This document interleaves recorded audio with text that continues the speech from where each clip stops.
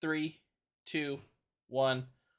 Boom, boom, boom, boom, boom. It's the boys, Proteus Academy, back at ya with a tier list. For some reason, my camera's not showing up right now.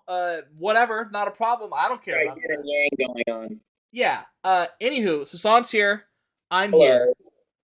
And today we are going to be doing our tier list of debate events. And we haven't talked about this a ton. We said we were going to do the video. We haven't talked We about our haven't own. talked at all. Yeah, I we got a, have. I got a promotion. I have health insurance now. You have health insurance now. I got health, dental. I made an eye appointment. I've been squinting for 22 years. There you go. Obviously happy for you. Thanks. Uh, as far as this, we've put together.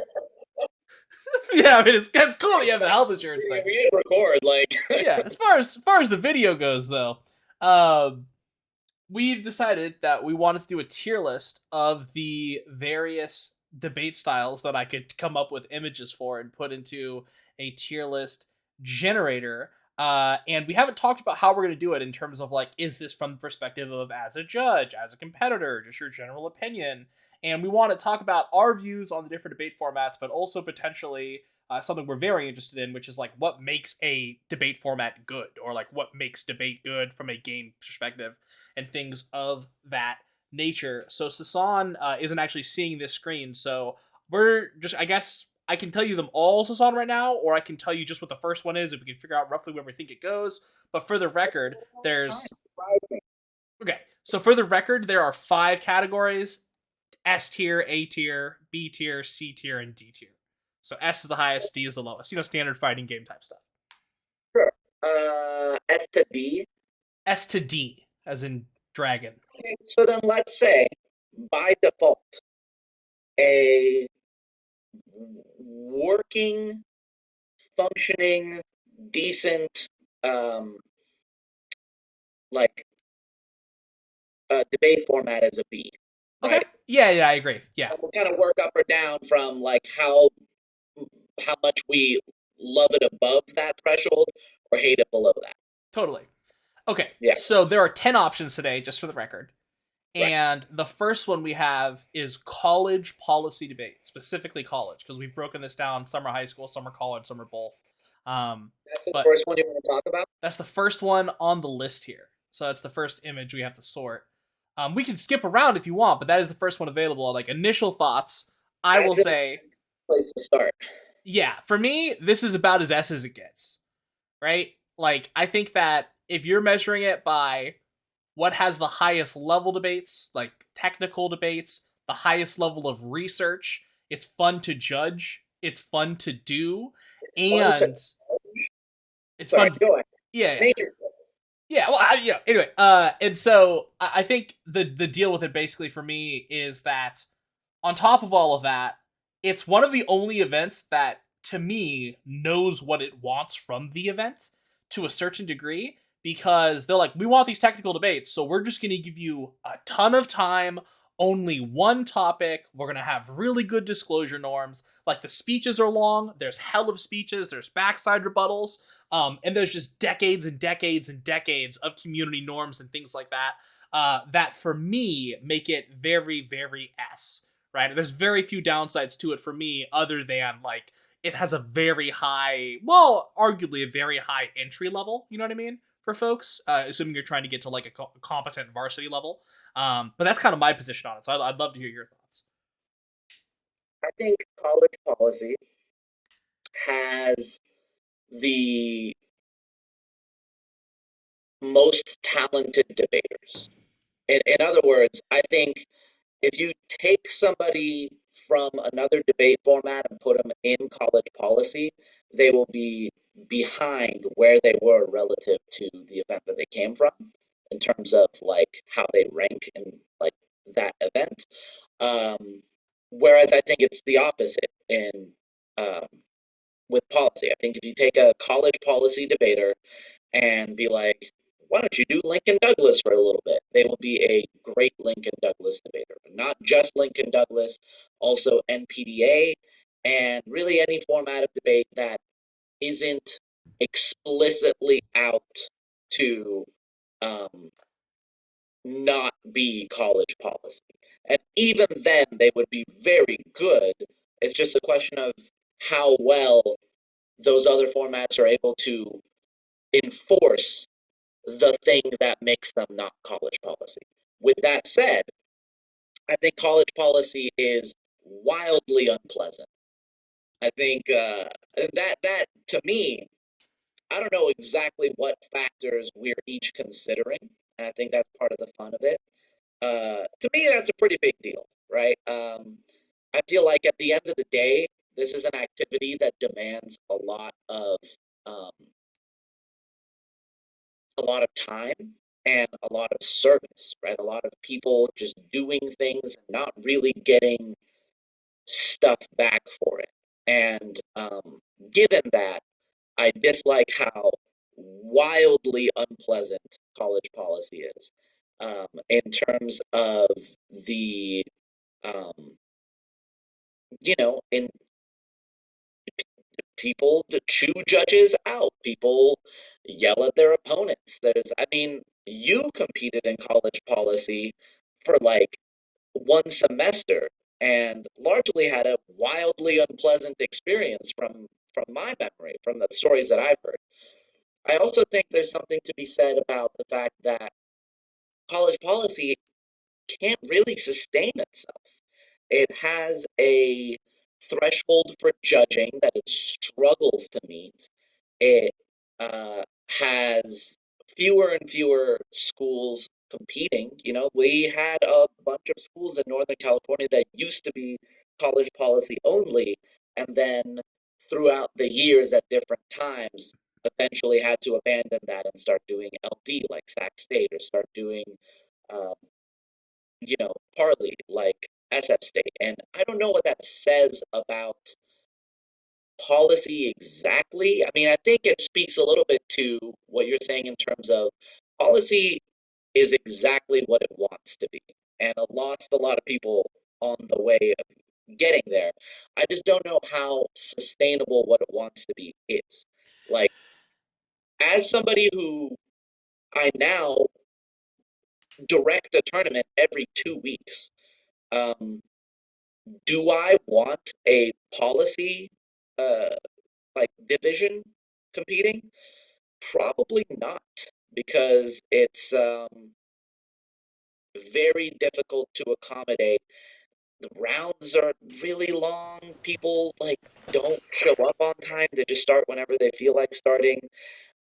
So I think it's a double-sided sword, right? I think the level of competitiveness is really elite, but I think that has given um, sort of permission for the people who are, elite in the activity to be wildly unpleasant. And from the very limited experiences that I've had, I don't know, kind of rude.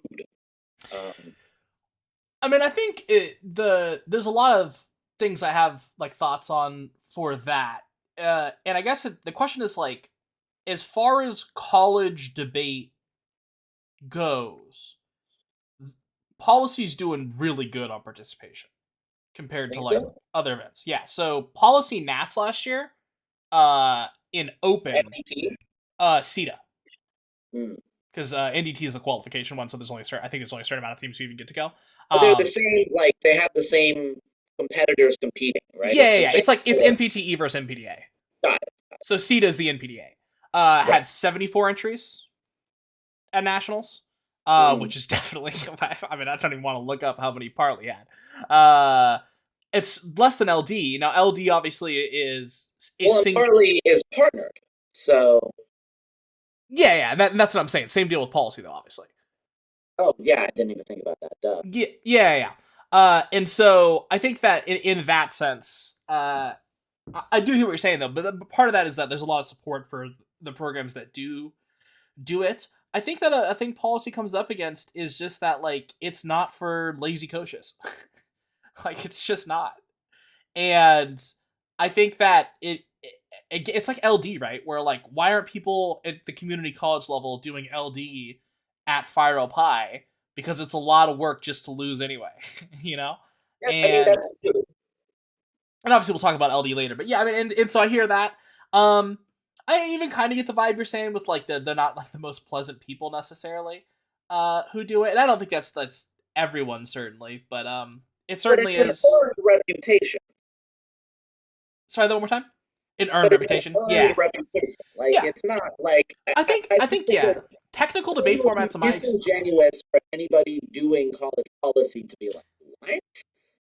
People think what about our activity? Why? Why would they think that, right? Like you might not it might not be the norm, I guess, but I kind of think it is the norm. And I I think guess post grounding kind of is the norm. And um and yeah, I think I guess there's okay, so let's put it this way, right? There's a concept I know you're familiar with in racing games called rubber banding. Uh, like Mario Kart, right? The worse your position is in Mario Kart, the better the items you're going to get. So if you're in first place, you might get like a banana. But if you're in eighth place, you might get like bullet bill or blue shell or something that's like significantly going to help you, right? And the idea is that while the best player should win, the game is not fun for everyone if the best player is just in the lead the whole time and then they win, right? And so there is a balance of like just skill based results and other factors that games incorporate in to make it not only accessible to new people because they feel like they can still succeed, but also interesting. There's something for them to, there's some benefit to playing the game if you're not going to win. I think this is an area where policy struggles, right? Let's pick something way the opposite um, of policy. And I mean, let's real say, quick, like, I mean, I just wanted to come in. Like, policy debate is Quake.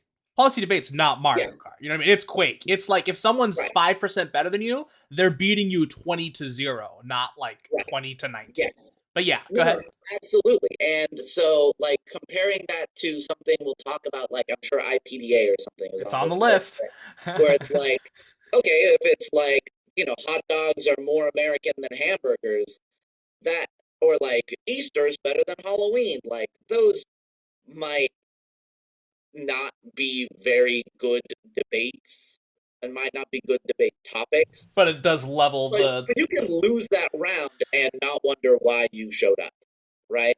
I feel like in policy, there's not really much to be gained while losing.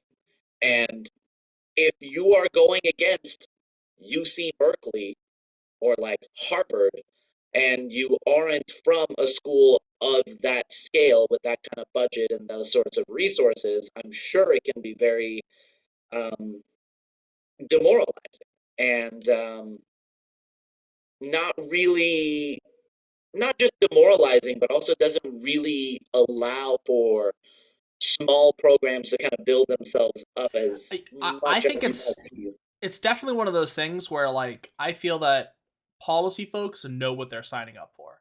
You know what I Yeah, mean? So something I actually wanted to comment on this. This goes a little bit back into what you were saying.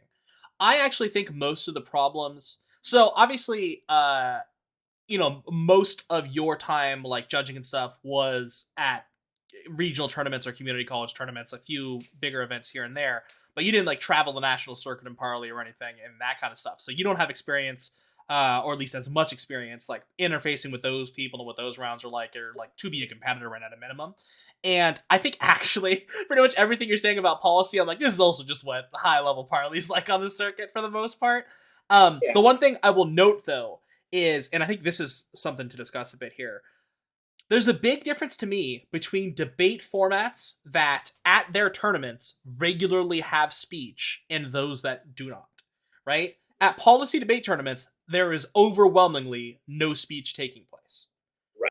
In LD, there is speech quite frequently because it's an NFA event, right? And Parley is about 50-50, maybe even 60-40 in that sense. IPDA is pretty much 100%, for the tournaments we go to and things of that nature. And I think that also contributes to this, like, the pleasantness thing, so to speak, because when you do IPDA, like you probably do speech, or at least you're around speech folk a lot and you see them. And I think the real thing comes down to, like, I think speech folk definitely hate policy folk at like an equal or more level than like, here's the thing, speech folk want like rule changes for debate. I've never heard a debate person mention anything about changing how speech is evaluated or whatever. No, that's fair.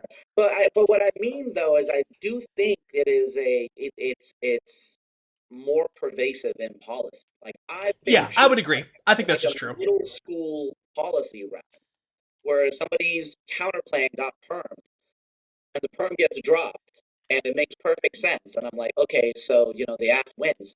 And there's like these 12-year-olds who are trying to like chew me out after the round about like, well, did you get this argument on the whatever? It's like that argument doesn't matter. It's like, why am I doing this? Right? I feel like, let's put it this way, right? If you were talking to a 11-year-old who is interested in doing a debate format, right? Like, let's say somebody's watching this, they're 14, they're 15, they're like, oh, my school has all of these. Which of these should I do, right?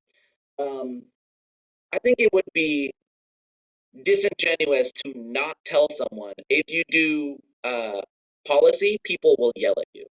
Okay, fair. Like you will Fair. be Yeah. personally insulted and chewed out. Like that's just gonna happen.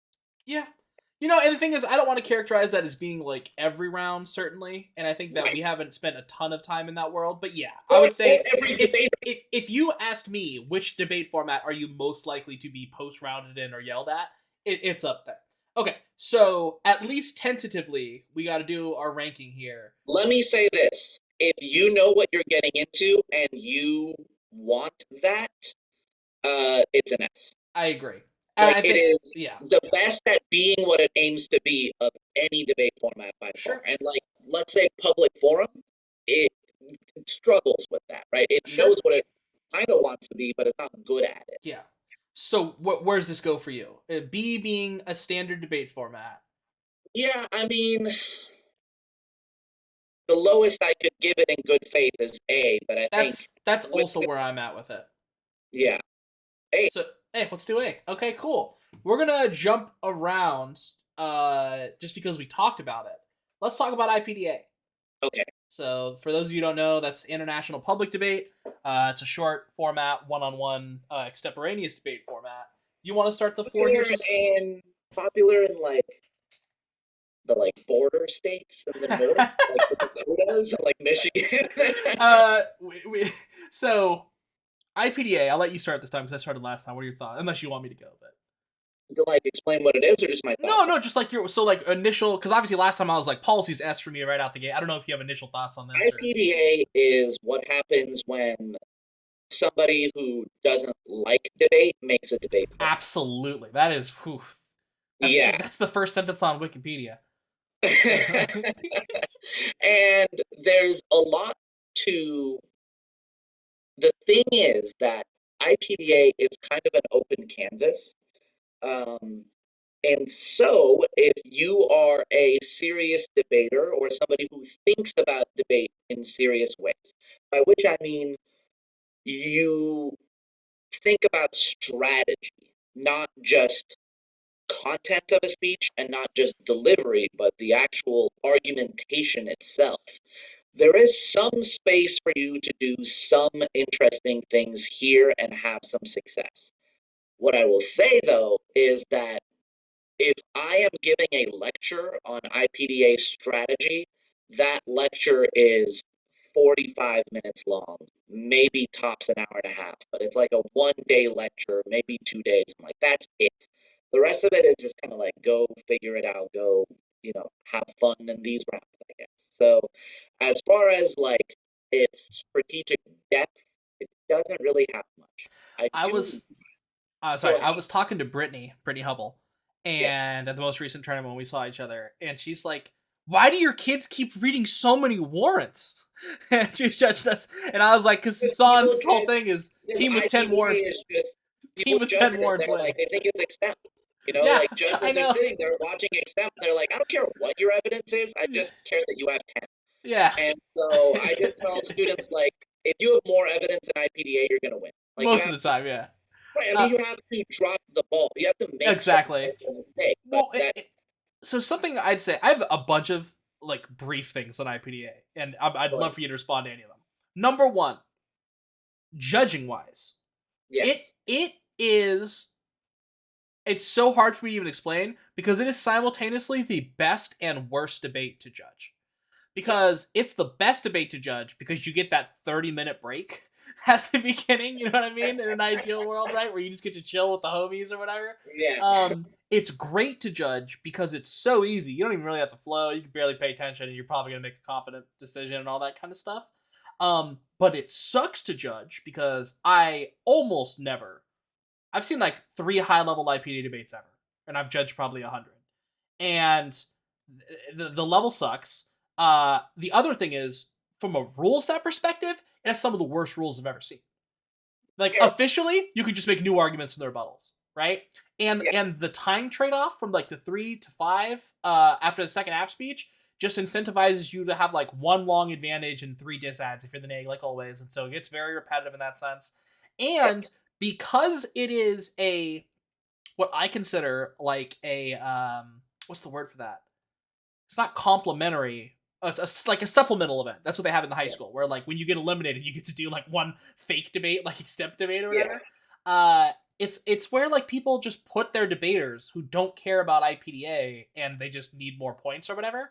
And so a lot of the time, like I just see weird debates where like one team's like reading counter plans and stuff, and the other team's like counter plans aren't allowed in IPDA. That's not what this is about. And I'm like, you do whatever you want in IPDA, bro. Now the last thing I'll say, Yeah. and then all you, I think it is horrific, horrific that we regularly have undergraduates or completely unforensics trained people judge this event.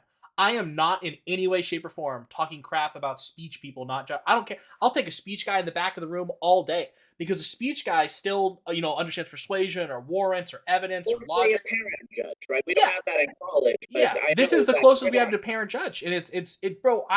We first off we had to do this in our a tournament, so it's not like parent we're judge is incentivized to be a decent person.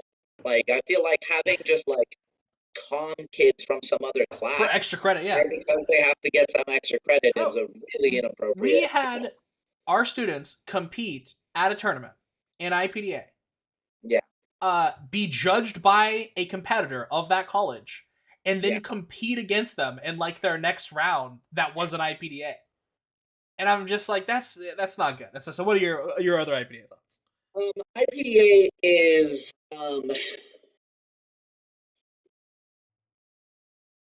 again, like, I think the people who made IPDA think that like if you just write down that this isn't policy, like policy stuff doesn't get in. And they don't understand that like policy arguments aren't just like people sitting with like a magic, you know, cauldron whipping up weird thoughts and arguments. They are natural, logical consequences of discussing policy actions. Yeah, it's The like grounded counterplan, theory in that sense, right? It's based right? informed by Like practice and counterplan theory is inherent to any sort of policy discussion. It's just you can't like say, oh, the purpose of this debate is to determine whether or not we should take this action, and then without really like I don't know, and then be like, but also don't like challenge the assumptions that those decisions are based on. Don't consider opportunity costs. Don't consider whether your opponent is talking about the same topic that they're supposed to be talking about, right? And the problem, I guess, topicality is the easiest example, right? Debate formats like IPDA that want to be like lay audience stuff will make arguments like, we'll have expectations like, well, you can't read topicality, right? But then what keeps people topical, yeah. right? It's all sort of, I mean, even in completely good faith, right? Everyone is there just trying to, they're on the same page, they're trying to make the same thing. You are often going to be in positions where something structurally about the round is causing you to lose in ways that have nothing to do with your skill or strategy or performance as a debater. I think that is a major knock against the event. But it's also now, let's say, hypothetically, you were not a good faith actor. One of the easiest debate formats to just game and just cheat. Exactly. Uh, That's yeah, that's that's my biggest issue with it, dude. Is that like we want to pretend that it's like this very lay friendly thing, but it's like no, it's lay exploitative, dude. It's very lay exploitative. and I think one point that maybe any speech person could resonate with and agree with is, let's say, I don't know, take POI, right? And say like, well, POI has a bunch of rules, but there's a ton of rules. Interp has, all of a sudden when it comes to interp, more rules are always better.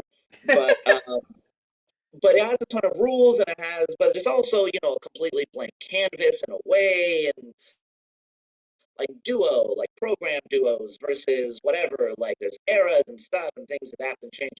But you could very easily identify who the great POI speakers of all time. Oh yeah. Who are the great impromptu speakers of all time? Not impromptu, sorry, IPDA speakers of all time. I, the event doesn't produce anything like that. What's weird to me, this is it's the only event where I'm aware this is the case. There is an organization that is the IPDA that hosts like IPDA Nats, and I Yeah. think most of the people who compete in IPDA do not attend that tournament or have any association with that organization. Period. Yes. It's so weird. Like they don't even know we It like is exist. weird. And yeah, I mean it's weird, and I don't. Yeah, like out of the tournaments that we attend, right, or the circuits that we compete in, if I were to say like the most successful IPDA competitors that I'm aware of, Tristan Keen. they were all on our team. Maybe them weren't on our team, and they kind of didn't give a shit about IPDA.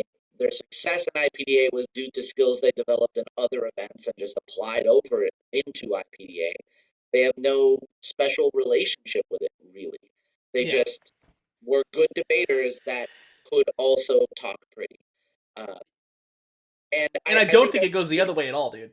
I don't know anyone who like was an IPD like I don't want to say specific names. There's a student who regularly would get gold in IPDA at state and Fire Pie yeah. who I don't think even did any other kind of debate. Hmm. Yeah, well, I mean, I don't think that like success and like let's say you are the most successful IPDA debater of all time. What skill set have you walked away with as a result of that training? I would say the same skill set as being an okay extemper, Yes, exactly. right? Like Exactly. it doesn't do anything that's really that worth pursuing. It's fun, it's something to do, something, so it's a place to throw your students who don't have anything else. It's kind of like Spar. It serves that role in like middle Yeah. school. Like, oh, you're starting Spar debate. is Like, on this list by the way, so oh, great. We won't talk about it. But yeah, I mean, I think it logistically makes so much sense. But as far as like anything that makes debate, it makes it valuable, it makes it interesting, it just lacks all of that. all right. Um, So I where think I what are think you thinking? For me, I'm gonna tell you right now, absolute top is a B. At best, it is a mediocre debate format. I'm easy C. Okay. Yeah, yeah. Yeah, Okay. Okay. I agree. I agree. I just yeah. It's yeah. I interesting mean, because I look, thought you because I you're will defend IPDA all the time. I am always the person that is encouraging our students, your students, I suppose. I no longer work at DVC. Still repping it though. People are like Disney Vacation Club. Right on. I'm always encouraging them to do it. Right. I think you can enjoy it. I think you can get a lot out of it. But if de- if IPDA was the only debate format that existed, uh, it would be dumb and not an activity that is worth it. okay. We have to pander, so we're gonna go to public forum 30 Okay. minutes in. Anyone who cared was already gone. Yeah, you Uh, were like, "Do you think it's gonna take an?" I was like, "Bro, it's gonna take a long yeah, time." we're at half an hour. Anyway, public forum. I'll start. I legitimately, straight up think public forum is a very bad format of debate. Yeah. Very bad. Okay? I think that it's possible to be a, what I would say, quote unquote, like a, well, and I just released that video where I talked about the 5 levels of debate and I used the term good, right? And so using that language, I think it's possible to be a good to above average debater, like in what I would say about a person across formats in public forum, but incredibly difficult because the format has some of the worst times I've ever seen. The cross-ex is horrific, or crossfire, whatever it is they call it.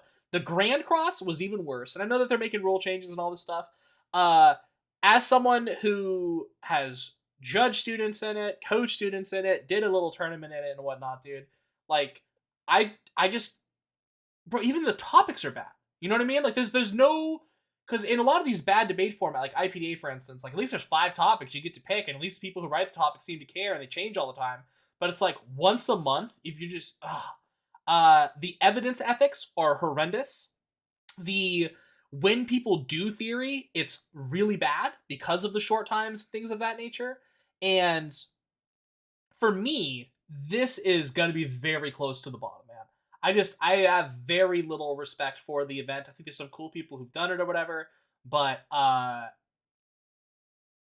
feel like you could be sounds so bad. I feel like you could like literally be like the national champion in public forum and like not break very much at like a national circuit tournament period in serious formats of debate. I don't know that that statement is so true anymore. I think when we started, um, how many years ago was that? 4? Proteus 4. Yeah. Whatever. Whenever we started, I think that difference was more drastic. I think there has been um, a shift in modern public forum uh, where the competition and the level of competition and the quality of the arguments have significantly improved. So I wouldn't go as far as to say the best public forum debaters are, sort of like not remarkable debaters. But I think the format itself is a dumpster fire. And I think you maybe didn't do enough to like contextualize just how bad it is and why. So public forum is really interesting because of all debate formats, it's the only one I'm aware of where all of the discourse around its design, maybe not all of it, but the discourse around its design is public record, is published in Rostrum magazine, and you can Google it. You can read the articles of the people who were originally designing public forum to be like the second debate event. At that time in the 90s, for as far as the National Forensics League, the NFL, was concerned, debate was Lincoln Douglas. And there was a lot of problems that they had with Lincoln Douglas. Some people had with Lincoln Douglas, but also ambitions that they were trying to chase by making public forum. And there's a lot that public forum is designed to be that you are that you never see because it just never succeeded in becoming those things. And so now it's kind of like, for example, public forum was designed to be televised. They Yeah. wanted it to be a televisable debate event. It isn't. And like, I mean, just like who televises? Like, there's like PF videos, and then there's us. There's me. You don't even do them. There's me I doing can't round stand it. analysis, right? And that's like, who else watches public forum rounds? Or like publishes them, right? So this thing that it was designed to be it just is completely irrelevant. The other aspect of what it was designed for is they're very explicit that they wanted a debate event where a high school student could do it casually and still see some success. The idea was that a high school sophomore could hear that there is a debate competition coming up and be like, oh, what's the topic? And it'll be a topic that they already know a little bit about, and can understand it easily, can go home, write a case for in, one evening, 2 evenings, and then go and potentially win. Sort of like the essay contest model, like uh, the Hughes Foundation is hosting an essay contest. What would you change about America's stance toward gun violence? And then all the kids write in their little essays that they spent like that week on, and then some of them win. That was the idea. And the barrier to that existing in Lincoln Douglas was that it was technical, that it was strongly based in evidence, um, that you basically, if you had good coaches versus if you didn't have good coaches, which just made a huge there's huge resource disparities and sort of outcome disparities based on the problem with public forum is that it is still all of the things that it didn't want to be, right? It is an event where resources determines who wins. It is an event where if you're just casually writing a case and going to your first tournament, your chances of succeeding are basically like succeeding, right? Success is a completely, um, who knows what that means, but in terms of your chances of, let's say, getting to quarters, basically zero, right? Um, and so it has all of the problems that it wanted to avoid. You do see critiques in it now. You do see counter plans. You do see theory in it now. So all of the sort of aspects of a debate that people wanted to not have included in public forum were only held up by norms. And these norms changed over time because partly because there's no like gamified reason why there's nothing in the meta game that prevents or discourages those strategies. So it's still you still win more if you read theory, read critiques, are fast, right? Um, and because the people who started doing that eventually become the judges, it's just the culture changes. And so now the best thing that you can say about public forums competitiveness is that in public forum, you have people. It's a faster debate format. You have people are cutting and reading cards. People are reading theory against things that deserve to have theory read against them, or just reading it because they want to read theory. But the event itself is completely uh, it's very poorly designed to be an infrastructure for that kind of debate, right? Yeah. Where no matter how technical or good or talented public forum debaters get, you still have a format of debate where the negative can go first, right? Like, how do you read topicality? Who reads topicality? Who is topical? What is the burden of the affirmative? Uh, can you read a counterplan in public forum debate? Kind of not. The rules say that the app and the neg can have a generalized Yeah. advocacy. What does that mean? Does one side have to defend the status quo?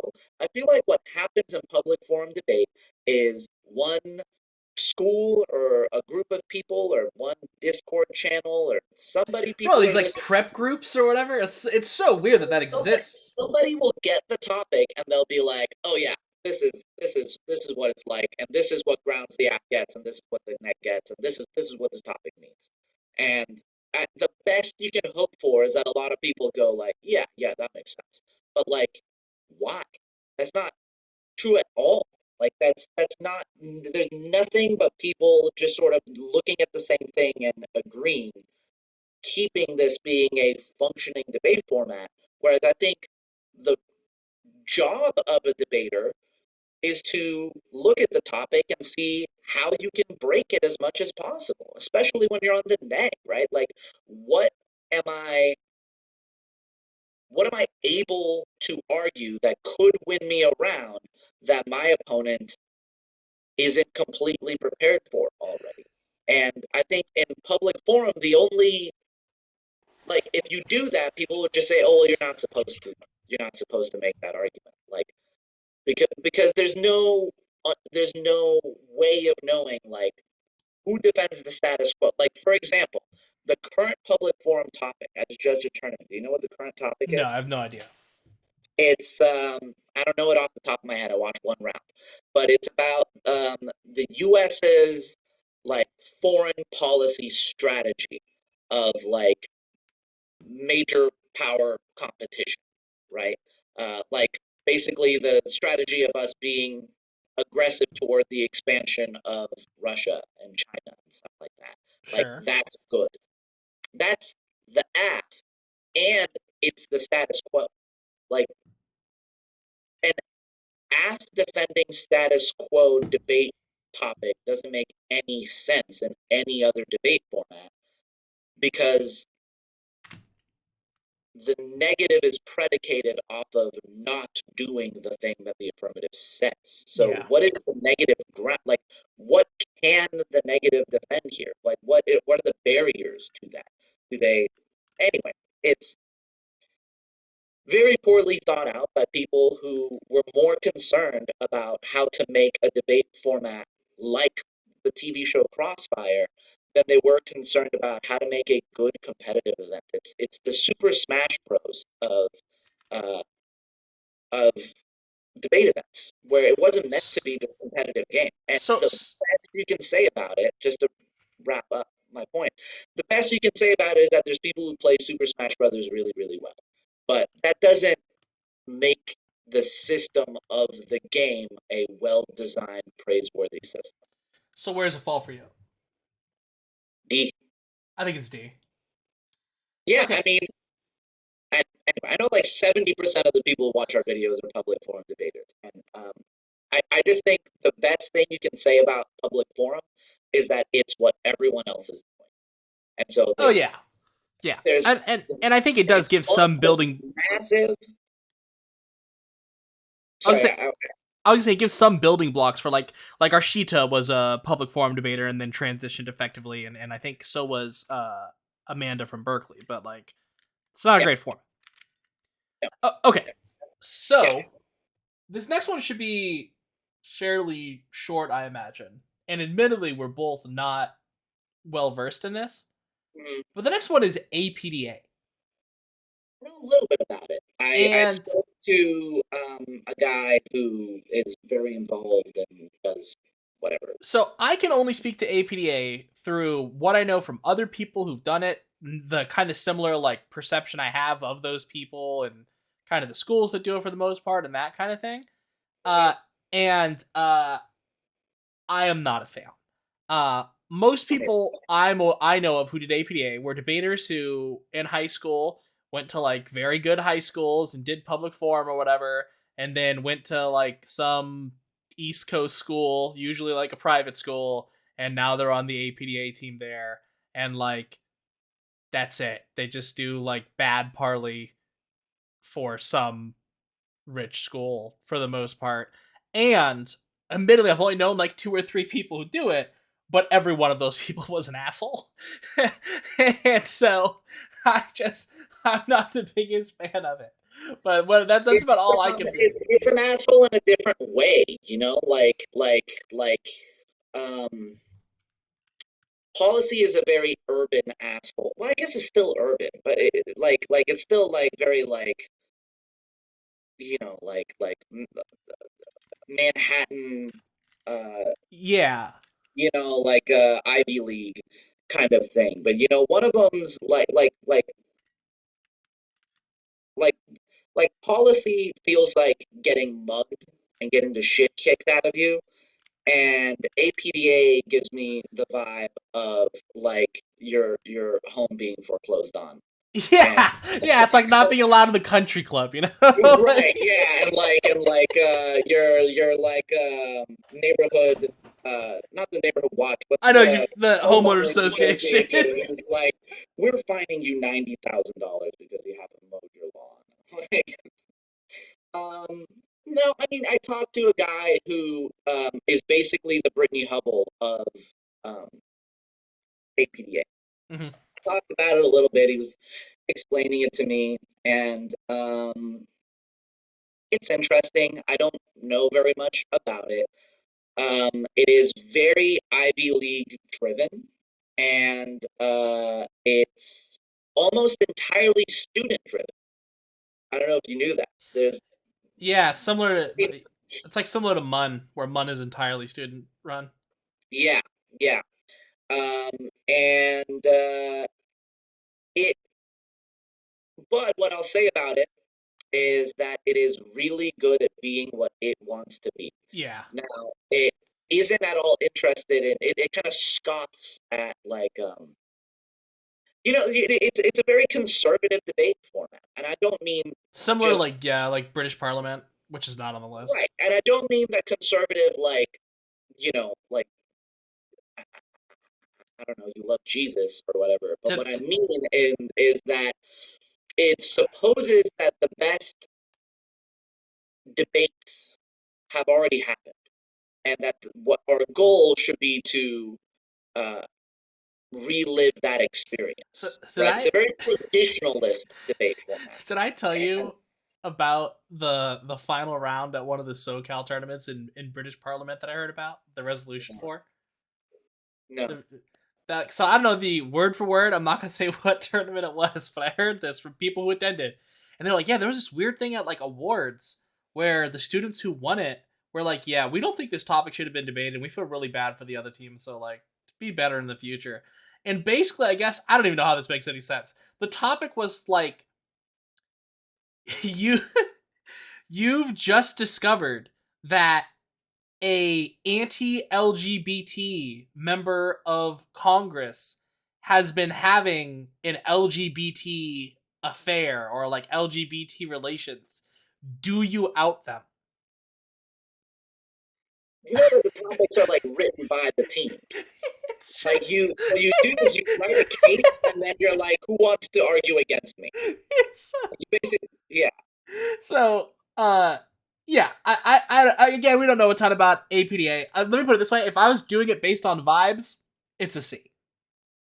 What I will say about it is, I think the only thing that I really haven't, man, I was on a note, and then I think my problem with traditionalist debate formats is that it invites you to not think more deeply, right? It's like, go do this.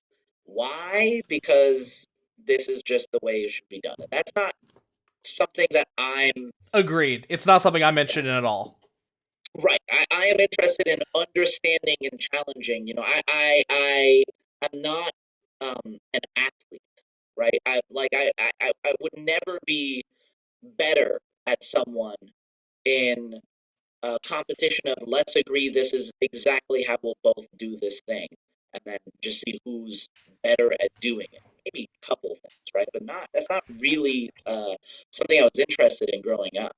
And for me, what interests me is, how can I out strategize people? What are assumptions people have made that I can um, challenge?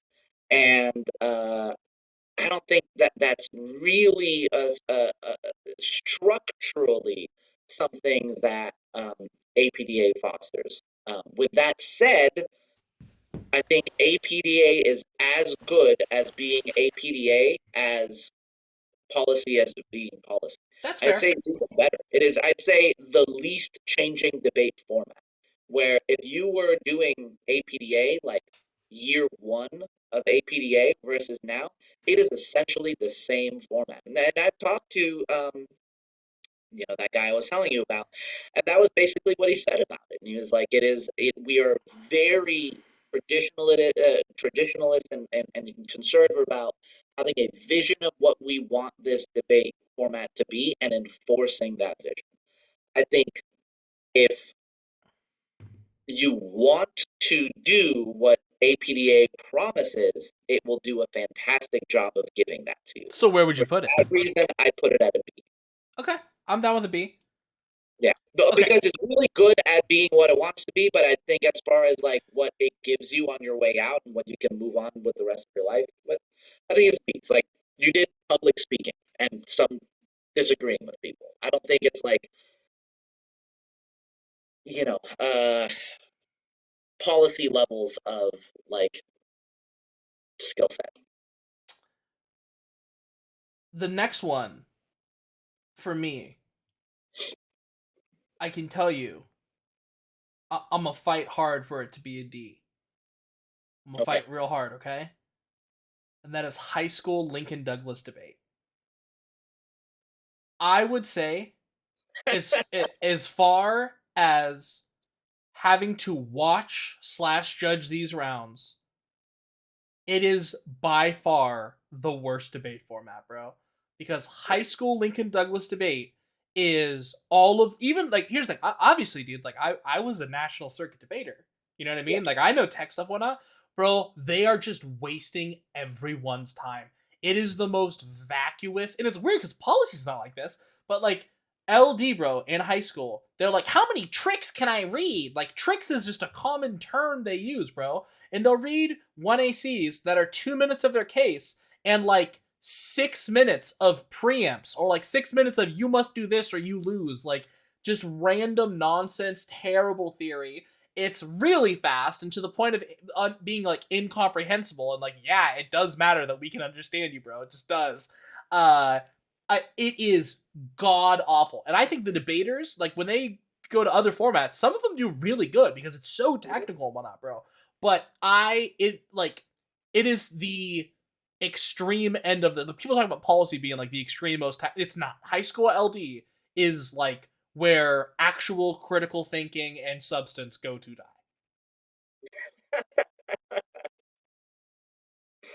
Um, I understand the sentiment. High school LD is pretty much all I'm coaching right now, and I went to a national circuit tournament and judged there. I've done a ton of judging at like it is your first debate tournament ever, and you're going against other people whose first debate tournament ever it is. And what I will say is that a lot of what you are describing, I would not blame LD for structurally. I think the structure of LD pretty decent. I think it makes sense. I think it's and I don't think that's all there is to consider. I certainly didn't, I just said the structure policy was like long, right? But that was the only problem I had with it. But what I will say is, I think 2 months is a good amount of time to have a topic for high school students. If you're not interested, you can switch to you just wait it out. And if you are interested, you get to go to lots of tournaments. I think that makes sense. Slower students get time to prepare. Faster students get more rewards for being prepared early. I think the whole I think it's really funny going to judge training in the mornings of tournaments and hearing a judge try to explain the difference between public forum and LD. And you can tell they don't know, right? They're like, well, the way I explain LD to my students is in public forum, it's more about what should we do, and in LD, it's more about what's right to do. How are those not the same thing? Well, I mean, but there is like the fact that LD like ostensibly is value debate. but why wouldn't positive outcomes be a high value? Right? Well, I mean, I guess, but I think the question is like, does one prescribe like an actor to take a specific action? Well, I think what I'm getting at is like, let's say you want to have a value driven argument against a like let's say like impact driven argument, right? Does that distinction make sense? Yeah, Where and I don't understand how like any value system against a good impact doesn't succumb to that impact, right? So like let's say we're talking currently about whether China should prioritize its environment or its economy. And you say, you know, humans have a moral responsibility to the animals, and we should hold that moral responsibility. And the negative says, if China's economy collapses, that triggers a nuclear war scenario, right?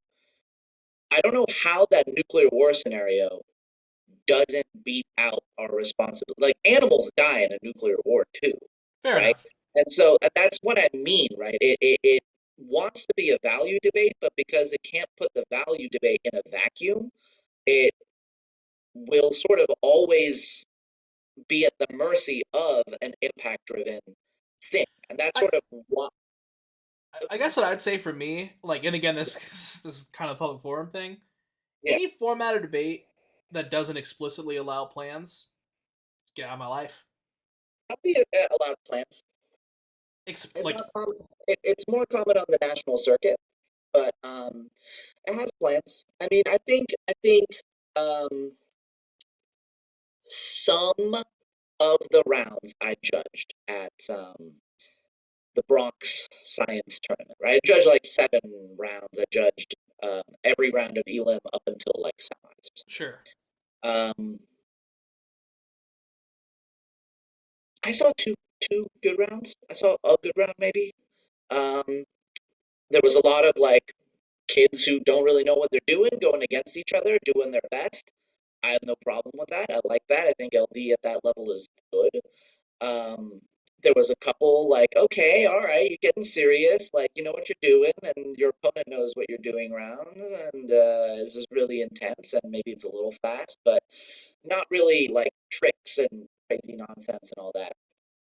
And then there was like 1 or 2 rounds where it was just like, I don't understand what you're saying at all, but this person clearly is. It's like the early out rounds where it's like the 3 seed against like the 75 sure. seed or whatever.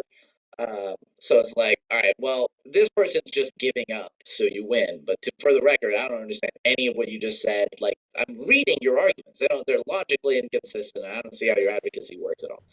So that happened, but I think not. I don't think it's as common or pervasive. Well, I don't know. I don't know. If it, I guess but part of my thing is I'm just not interested in the lower levels of any debate format. Like, I don't care how good the but like. I think the lower levels are what services the higher levels. And I care about it, right? Like I don't know, like I want a high school student to do debate for 4 years, enjoy it, and have it make some difference in their life. You know, I don't. They don't need to win the TOC for that to mean something. Um, I think of it like bodybuilding, right? Like I think if I think there's benefits to bodybuilding that aren't predicated on your competitive viability in bodybuilding competitions, right? Like um, because it has an inherent value to your health and your looks and whatever, right? I think in an ideal world that's how debate works. It's something that benefits people and they enjoy doing. And if you want to be really competitive about it, then there are some people who will uh, give you a run for your money, like any great like competitive video game, right? Where people play the game and they love it and they enjoy it. And oh my God, did you know that there's people who play Fortnite professionally? Like, see how good these guys are. It's like they're playing a totally different game. I think LD is structurally set up to be that way. Um, I don't have any structural problems with it. I just think What about the people speech are running. I times? think there's trends where people are the speech times. How do Yeah, you the feel speech about the times second affirmative speech being 3 minutes 3 minutes. or Yeah, whatever? I don't love that. Yeah, I partly really figured out.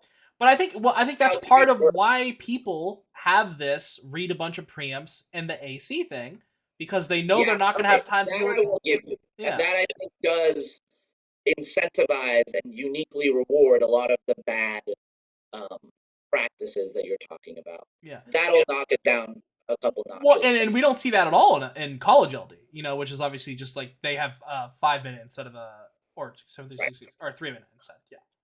Yeah. Okay, so where's that for you?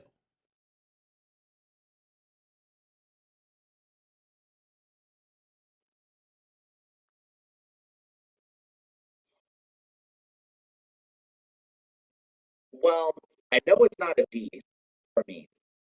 And I know it's not an S for me.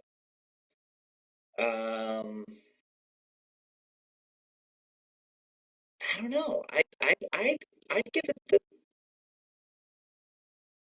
Would I give it an A? What's our A? What do we have? The Policy? only thing, yeah, is college policy.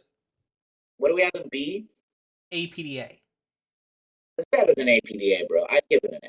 I'd give it a D. Like I think that Round one, it out to the. I think by virtue of it being value debate, can't be higher than a B, just like default. But it's not strictly. According to the rules, it is.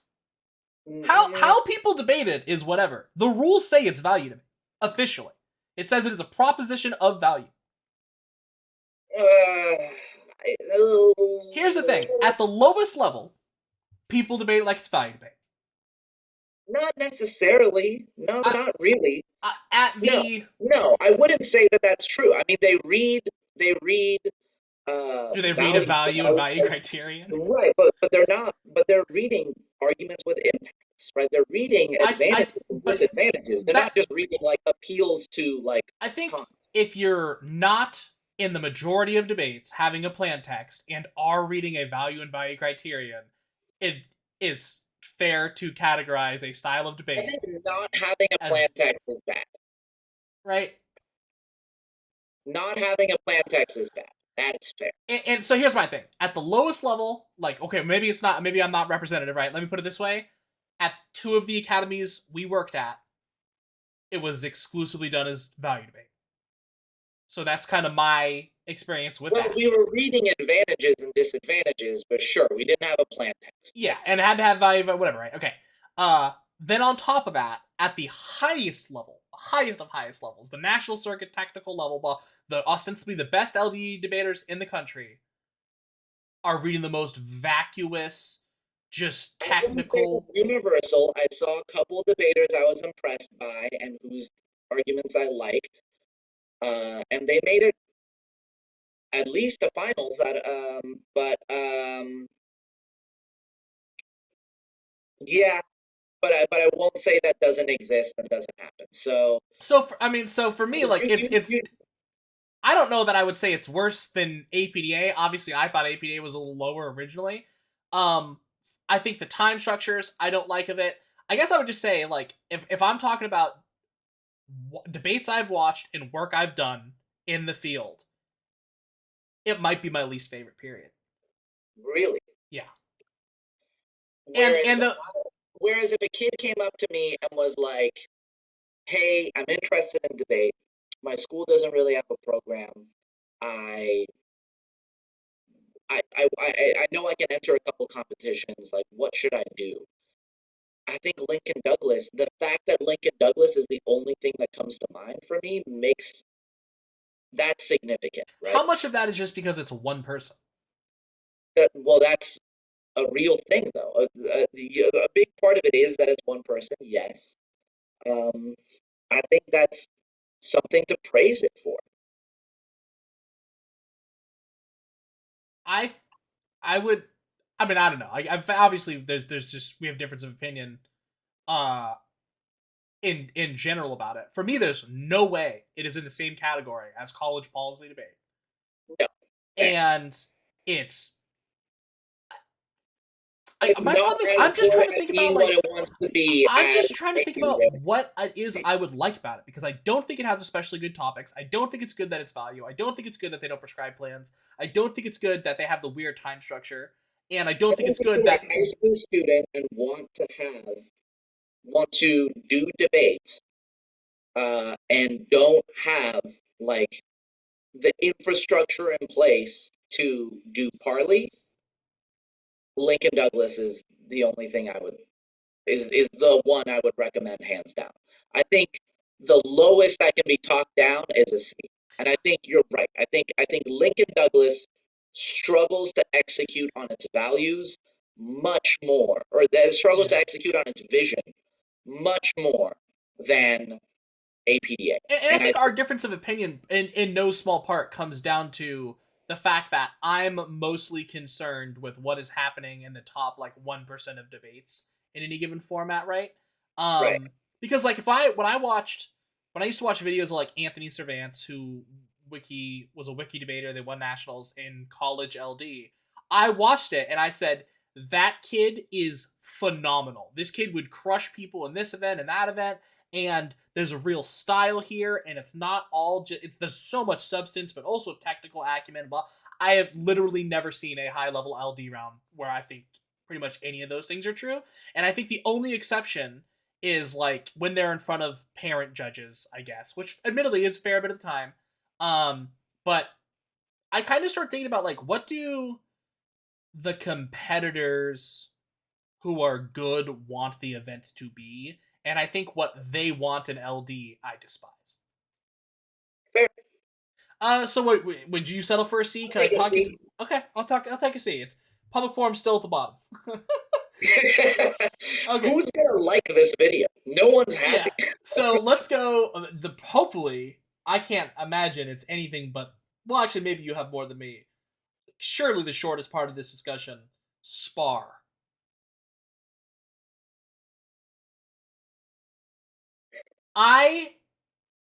I when I used to Put a B, move on. yeah, I'm putting a D. I would just say real quick. I used to. Really? Oh yeah. I mean, in what context? In the context of elementary schoolers and middle schoolers? No, But as a debate format. here's Just here's here's what's good about okay. There's let me put on my like tournament admin hat for a minute, which is a thing that I am now. That's weird. Um, Spar has a lot of benefits that every other format of debate struggles with. That makes it tremendously easy to run. The first benefit is that there is no national championship for Spar. and that's the So, upside. That is a benefit. yes, there's no national championship for Spar, so there's nothing to qualify for. So there's no rules you have to follow. You can literally change the rules of Spar for your tournament however you want, I'm based on still waiting for a our benefit. schedule is like not great right now. Like you can just change the rules. You can be like, oh, I don't really like cross X. It's done. No one is going to these Spar tournaments like knowing what to expect or expecting a specific thing. The last bar tournament we ran, we were like, it's a team event now. You get randomly assigned a side.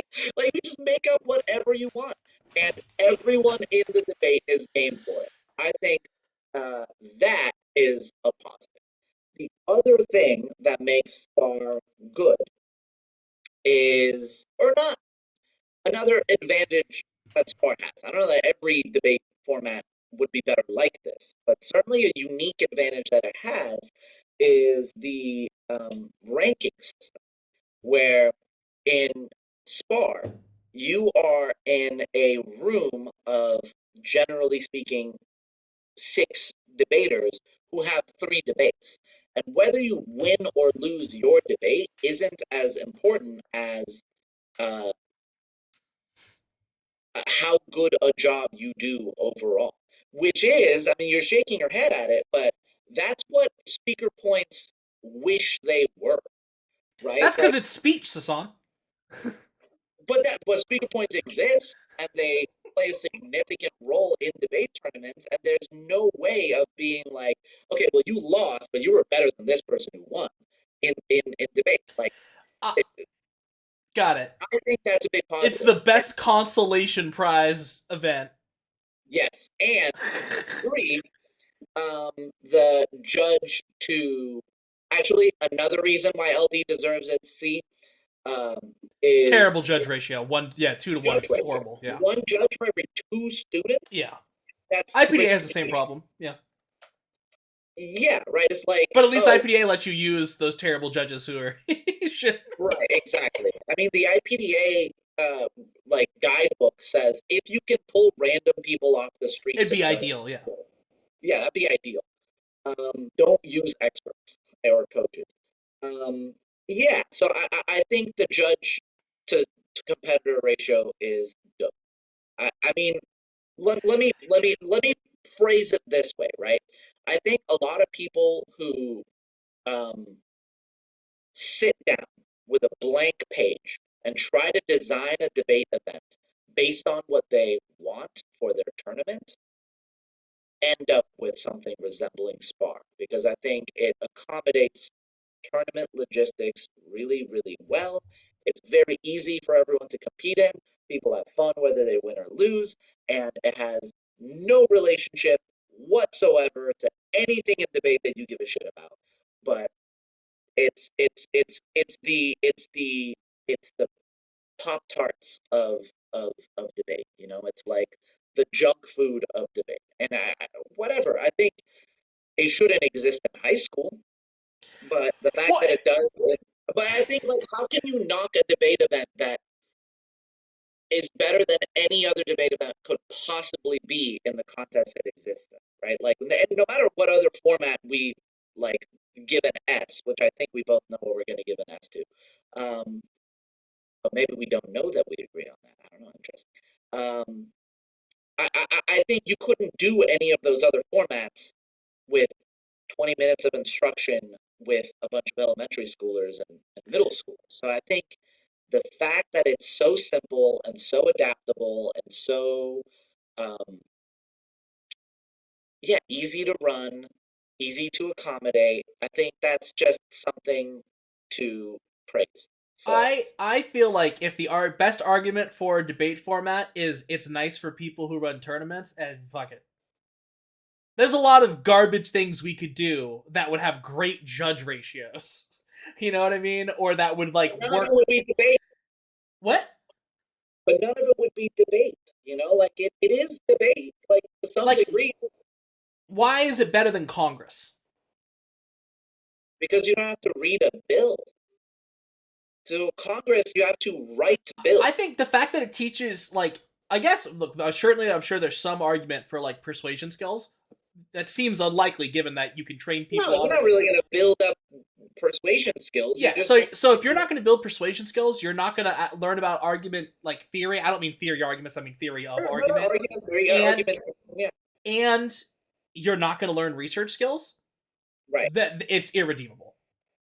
I think you're learning I need enough one of them, and bro. disagree with people and still be friends. I need one of those things, bro. I need at least one. Like, extemp has more research value and persuasive value. Yeah, but you can't have an 8-year-old do a step. Yeah, but okay, but you're only focusing on Yeah, 8-year-olds. so for you, There it's like are don't Sasan. have There them are do any adults who kind do of debate. spar. There are adults who do spar. There Stop are focusing adults. on the 8-year-olds. Well, look, And the audience isn't 8. We're not 8. I don't care about 8-year-olds. 8-year-olds shouldn't do debate. 8-year-olds' parents should put them in jujitsu or something so they don't get beat up. But they shouldn't put them in spar debate. they could get out of that situation with the word. At least like the best tool you have for self-defense is a big smile. This one, I mean, Sasan, come on, dude. Like, it's Can I talk you into a C? no chance. All right, it's a It's D. barely debate. I put it on here as a joke. No, I mean I think it needs to be talked about. Okay. Okay. The next two. So the last two are going to take us the longest for sure. So these next two, we are, I would say, some of the. I think you're missing some if there's only 2 remaining. There's 4 left. Oh, okay, go ahead. There's 4 left. But the last 2 that we're going to do are going to be the ones we know the most about. The next 2, we can start with either one, are high school parley and high school parley and high school policy. For me, they're both very similar. In what I think about them, at least. Right. I think that high school parley is kind of actually similar to a lot of your thoughts on high school LD, where there are some people who are doing it and they're just ruining it. You know what I mean? And then there's a lot of people who are having fine, fun, and still, crucially, research driven, reasonably qualified, judged debates. And that for me is a big plus, right? Yeah.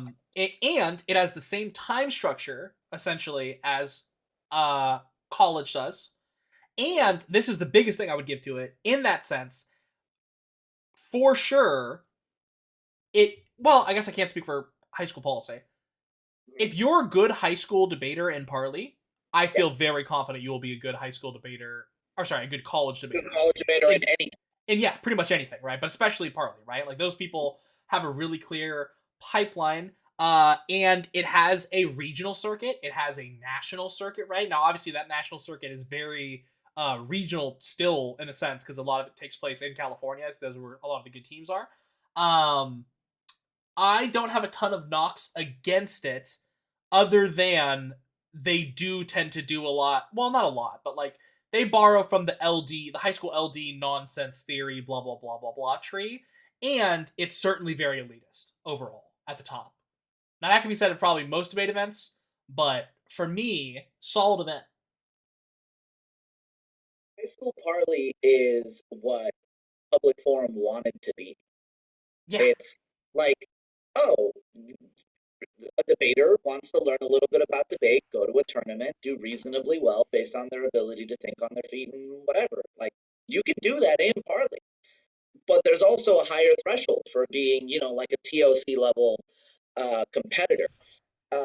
What I'll also say about parley that you and I both know, but other people don't realize, is Parley gives you a fundamentally different education in debate than any evidentiary debate. yes, yeah, The language of policy is people think of arguments in terms of cards, right? People are like, oh, they read Yancey, yeah. right? And what Yancey is functioning as in that specific round isn't how people think of it. It's what is the literature being referenced. Parley, it's I think the best and fastest education you can get in debate. I think good parley debaters are not technically as good as some uh, other formats in terms of just like speed, technicality, whatever. But I think maybe I'm thinking a little bit more about college because I don't know what the like top level Parley high school debaters are like. But I think Parley trains you to think about kinds of arguments. You made a lecture, posted it on like generic disads. Like, Mm-hmm. I don't think generic disads are a thing people think about. When I talk to people about how I write LD cases, they're like, wow, I never would have thought to just have a list of impacts that I like and see which one will fit the topic. But that is not only the fastest way to write any case, but it's also the most effective way to write a case. Most of these, like LD, public forum, I don't know about policy so much because I haven't coached it, but most of these competitors are just reading like an entire Wikipedia article and three Google News articles and then writing a case and forgetting to have the impacts. They just fundamentally lack an understanding of impacts are the win condition of debate. This game that we are playing has a meta and it has a structure and things fit into it and do certain things and you can name those things and you can very quickly generate them. A debate, the reason an LD case takes a long time to write is because you have to find the right cards. But if you just could reference the fact that that fact is true, a debate case It shouldn't it doesn't need teaches more than you 8 minutes to write. in Parley, it teaches you how to know what you need to look for in the first place. Like, the Yes, reason I can write exactly. so much LD stuff so fast and whatnot Yes. when I'm writing it is because I know, like, what I will need. In fact, it's something after this, like, pretty much right after I finish this, I'm going to be doing LD work for DVC, finally getting it going. And Yeah. that's the first thing I did is, like, okay, I just need a list. I need a list of Right. what I think is relevant, what are the relevant things and considerations, and so on and so forth. And yeah, I mean, I think it's really good for that. Here's a knock against parliamentary debate in high school specifically: the population's incredibly low. It's not popular. That's the There's thing. I too many mean, competitive only formats.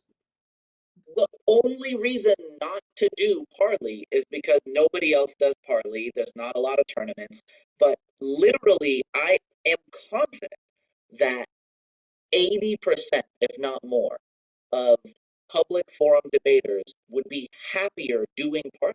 I completely agree. I think it's what the tournaments want the rounds to be. I think it's what the It's students want the competition to be. It's it's also weirder to coach in high school, admittedly, because well, you need to understand debate. well yeah, but the other thing is, a lot of high school tournaments. I don't know if it's the majority, so I don't want to say that. Do not allow coach prep, and so it's all student prep, Well, and yeah, that's that's all. true. And obviously, because the tournament you teach for in community college is state and nationals, that's how it is anyway. So, like, for us, that's Yeah, no big deal. But I could see why that's an added level of barrier for certain people. yeah, and I mean, think of it this way, right? Like am now in a network of New York LD coaches who aren't LD coaches, right? They're English teachers or they coach extent or whatever. And now they have an LD team. And Sasan, like, you know some stuff about LD. Can you give me some advice? And the way those coaches taught, the way 99% of coaches in the United States coach an event is the next LD topic is open borders. Let's talk about that. I'm going to look up open borders. I'm going to find some videos about border policies. I'm going to find some interesting articles. I'm going to show that to my students, and they're going to learn about borders. And then they're going to basically write an essay on what they think about borders. And that is not at all a conducive way to write a successful debate case. But the people who are coaching these events don't know debate structurally and systemically and at the meta level the way you and I know it, right? So for me, I can coach LD very, or sorry, parley very easily, and I can get students to understand it very easily. But that's because I kind of know, hey, this is how these arguments work. This is what they do in the round. Here's how a round functions and how a winner is generated. And if you have the coach who can teach you that, Parley is amazing. But if you just Exactly. It's don't, very gated by your coaching. right? But if you just go to some school and they have a Parley program and they have a teacher who doesn't really know much about debate, it can be hard. And I think So that's still kind of true about public forum, but at least public forum can maintain those really large numbers. LD can maintain those really large numbers by being like, I'm just going to talk about borders in class, and then hopefully the kids will say something in the round. this I is don't know. I don't know what a new Parley coach would say. Like, oh, the topic could be anything. I don't know how to prepare you at all. this is a very self-serving note, but I do Yeah, think you have to count it in favor of it. yeah, We've put out so much Parley specific content yeah. compared to a lot of the other content available for other debate formats in at least the style we do, that I also feel like even if you don't have a coach, if you knew we existed or something, like you do, I mean, I'm starting to at this point. You might have seen the videos I put up the last day or yesterday and today. I didn't watch Bro, them all. I saw the I'm just comments. straight up Like, uploading the lectures I am literally giving my students live, like, yeah, and just whatever, right? And that's just there now. And like, obviously, the reason I have the kids there when I do it is I have them just to ask me questions, so that if you're some rando on the internet, hopefully they ask something similar. For me, the only thing stopping it from being an S, high school parley from being an S, is population size. I think population is part of it. I think like the nonsense and the ability for people to succeed with nonsense and the potential for people to lose against nonsense knocks it down from an S for me, but I think it's a very easy A. Okay, agreed. High school policy. I would say this is again up there on things I have less knowledge about, Yeah, me but too. I have a fair amount of knowledge because I've consumed so much like policy driven content. A lot of that is made for high schoolers. Things I will say for high school policy debate that I do not feel the same way about for high school LD and high school public forum. To a certain degree, in high school LD and public forum, there is this brief culture, meaning like we buy briefs. Mhm. You know what I mean? I hate that. I'm not a Yeah. big fan of that. And I don't think that happens nearly as much in policy, potentially because the topic's same all year. Secondarily, policy, as in high school included, has this tremendous, tremendous willingness to share and open source things. And because of that, you can learn so much about policy debate while doing a very rigorous research activity that can be very technical and so on and so forth.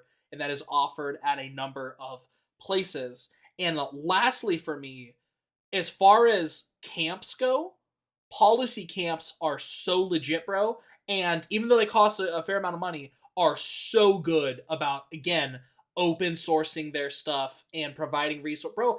Like you can go on University of Michigan. They host one of the biggest camps every year, bro. Just there's just a lecture with like John Mearsheimer, the guy who's like the father of realism in the modern day. Just had him come to their debate camp over Zoom and that's just free for everyone now, right? That just exists and can be watched. And some of the blogs on this stuff are so tremendous and the quality of debates are excellent. And so for me, it's somewhere in the upper half. I don't know enough about it to put it in like the S tier. And I will also say, and this is maybe my own experience and not yours or whatever, I find that there's less of this asshole elitist culture with high school policy specifically as opposed to college policy people. Maybe because they're kids and maybe because the kind of people who coach high school teams end up being like kind of education driven or whatever instead or things of that nature. But for me, it's a very good format. Yeah, I feel like the assholedness is probably still there, but again, I have very limited exposure other than judging a little bit of policy at whatever that UOP tournament is called, Yeah, John uh, Chalmers.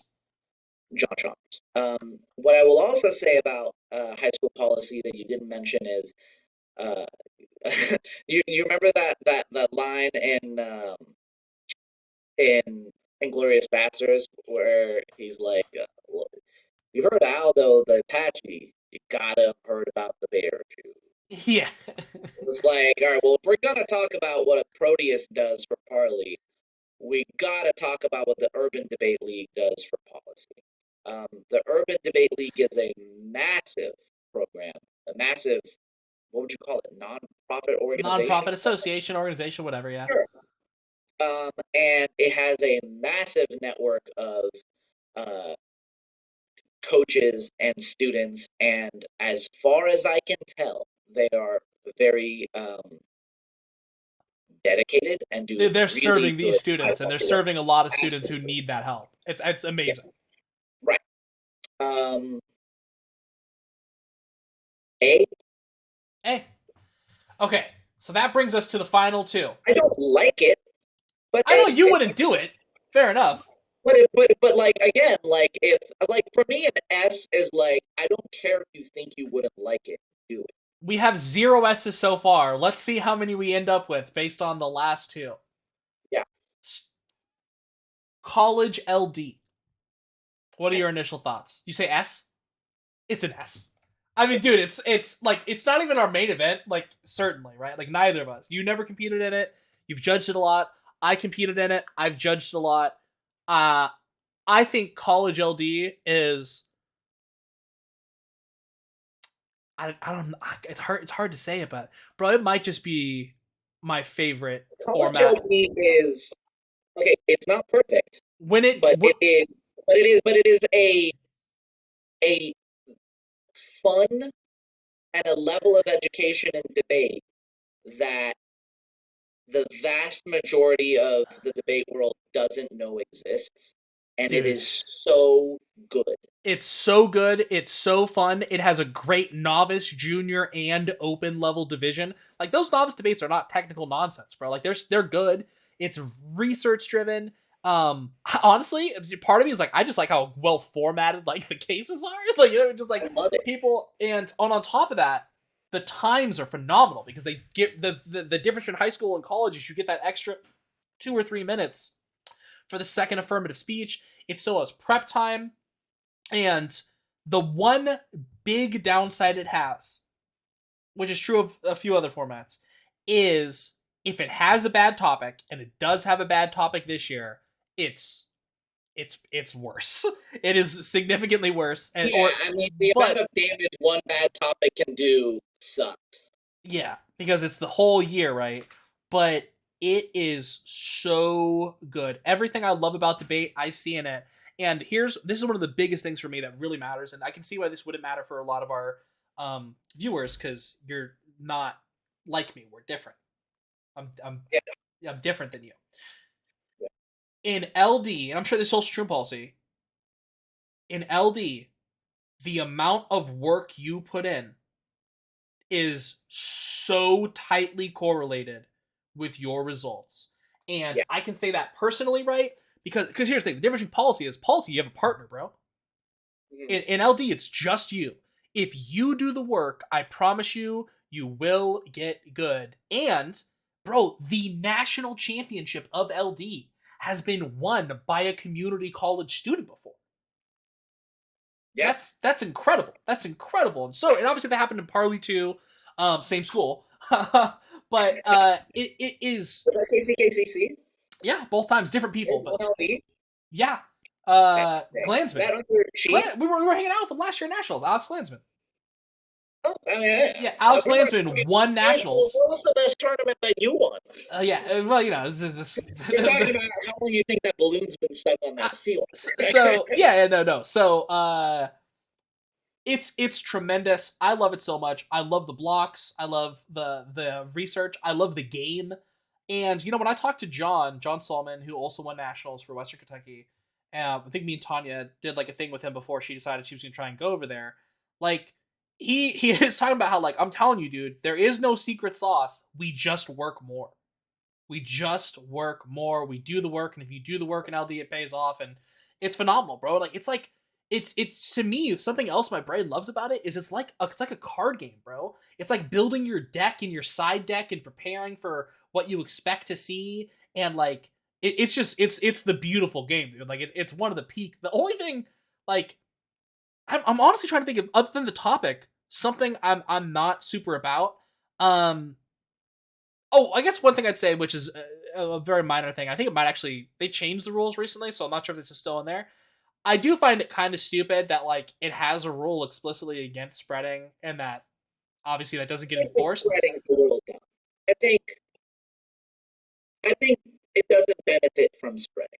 I think it is maybe the I think best it is debate. mitigated more than any other debate Yes, format because every exactly. single speech is like You get a transcript. like high school LDers are watching this and don't understand the difference between it.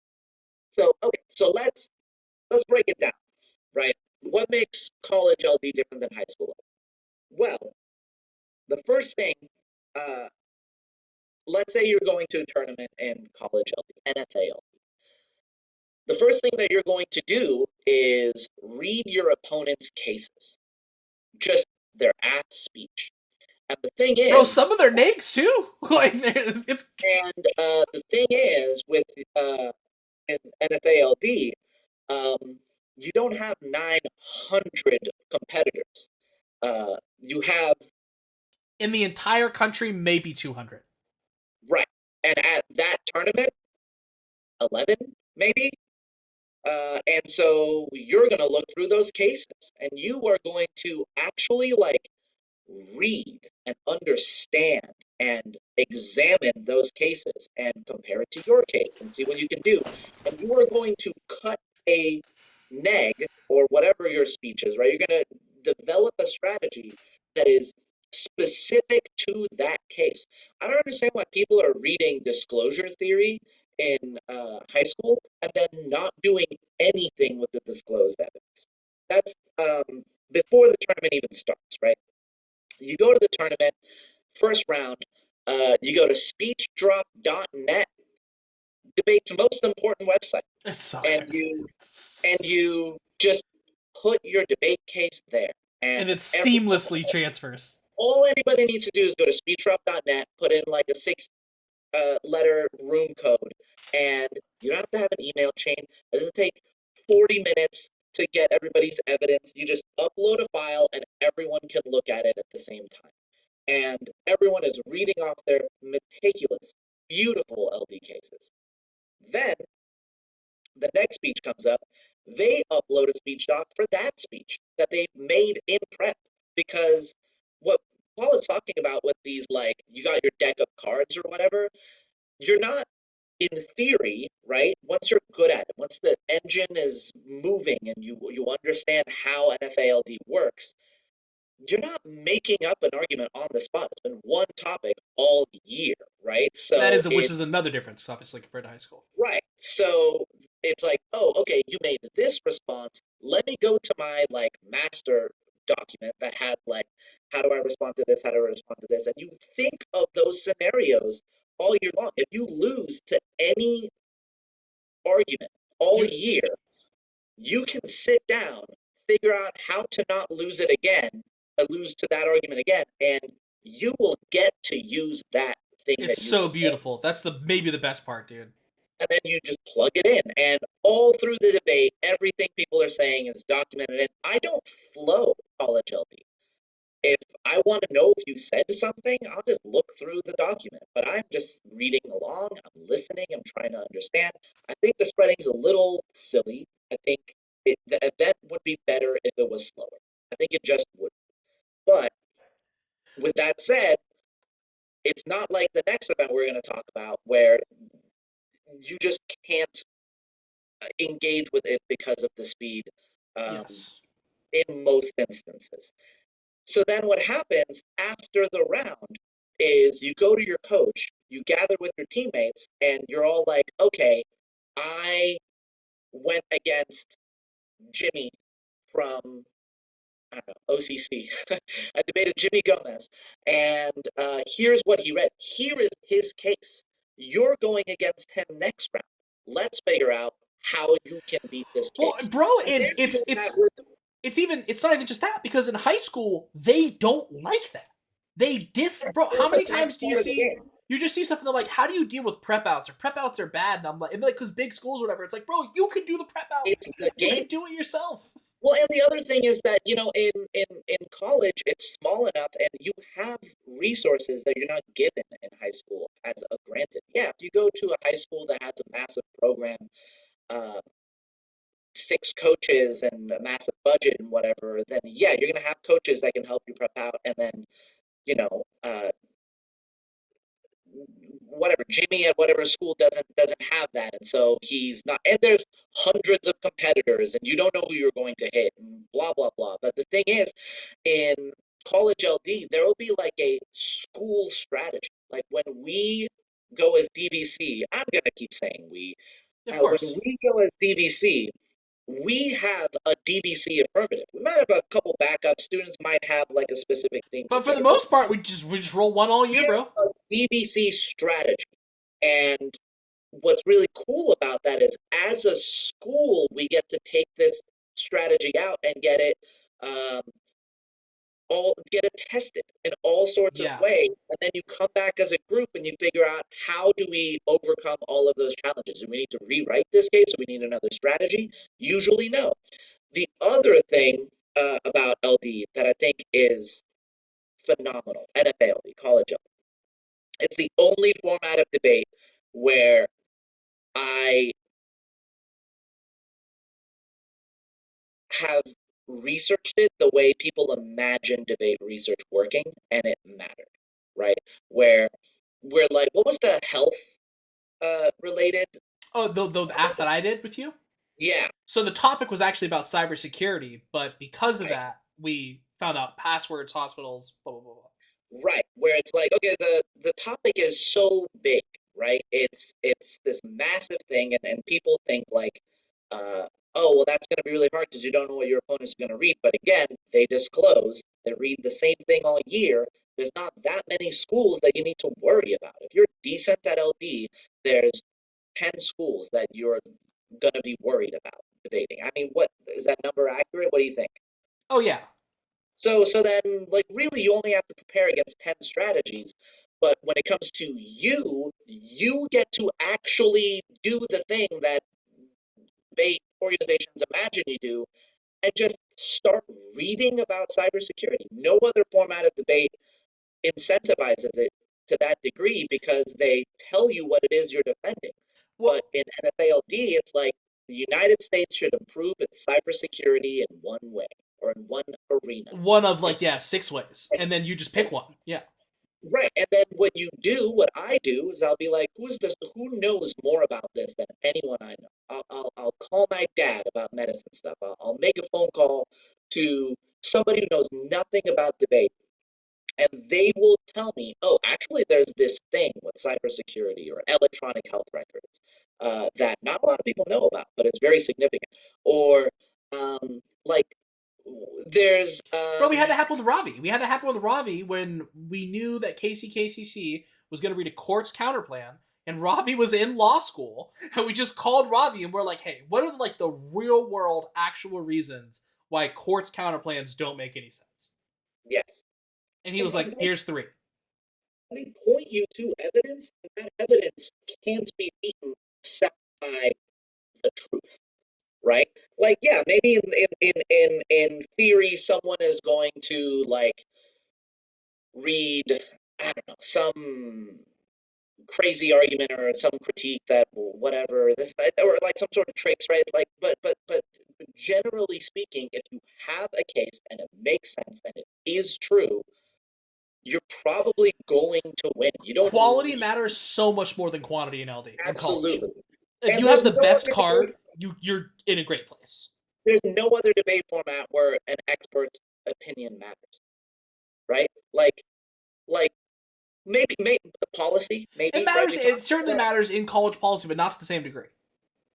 It, There's a lot of spin in college policy. The current LD topic, right? If I had the phone number for a policymaker in China and they had nothing to do for an hour but to tell me everything they thought about China prioritizing its economy versus its environment, that phone call would do nothing to inform what my actual successful debate case is going to look like.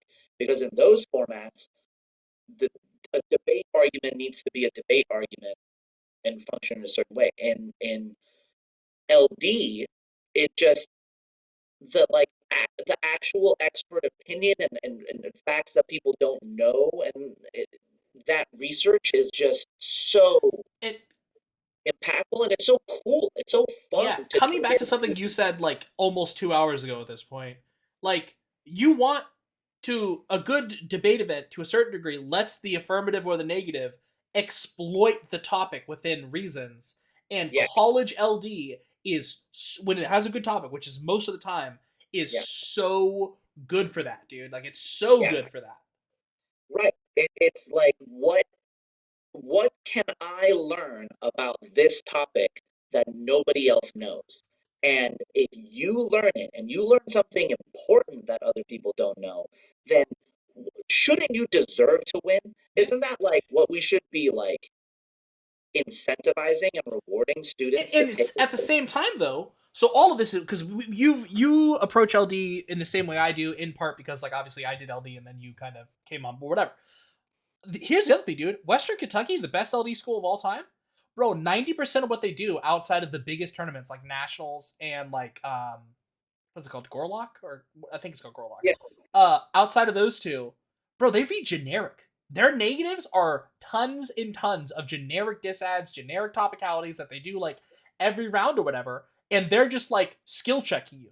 basically. You know what I Yeah. mean? Not like they're blinding you with speed or whatever, but they're just Yeah. like, can you beat this disad or not? Like Tawny just going for Russia all the time or whatever, going for specific teams, stuff like that. And so if you want to be me and prep out every single team at the tournament, and I'm sure they do that too sometimes, Yeah. or if you want to win because you do generics and you're just good at them, those are all options. And if you're just a community college kid like Alex Klansman, you can be the best debater in the country, and just it's unbelievable, dude. Like it's and there's definitely a few schools who are by and large better than the others. That's inevitable, but it really is anybody's game if they're Right. willing to And, put in the and the work. crazy thing is, like, if I'm better than you, I can tell you what I'm gonna say in the debate, and I'll still beat you.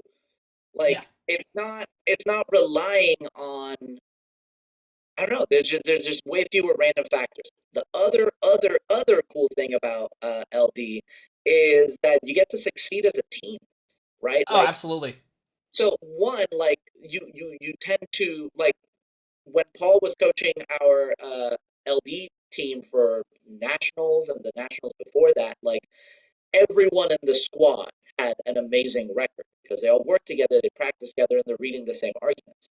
But the but even outside of that, like, let's say the tournament has gotten to the point where there's only, a handful of people remaining, everyone can collaborate. Everyone has done something that the rest of the group is grateful for, and it feels like any success can be attributed to a group effort in a way that you don't get in most other debate formats. It blows my mind that there's high school LD teams that just don't share cases with their Yeah, teammates. they're so last thing I'll say on Why?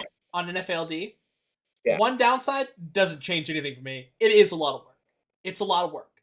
It's definitely a lot And of work. But I yeah, think that's the thing. Like, but but well, once let me that speak work on the work real quick. What that work looks like is if you join LD and you didn't really try and don't know what you're doing, like, there is no, like, it's demoralizing. yeah. You show up unprepared, you are just going to be crushed for Yes. 6 rounds. But what I was going to say though is, but once someone on your team has done the work, Yeah, zero barrier to entry. Zero. yeah, Zero. yeah. You can hand somebody a case, go Yeah. read this, and So the last event we have to talk about yeah, as we come up here towards the end is of course Old Faithful, Old Reliable, College Parliamentary Debate, NPDA. Um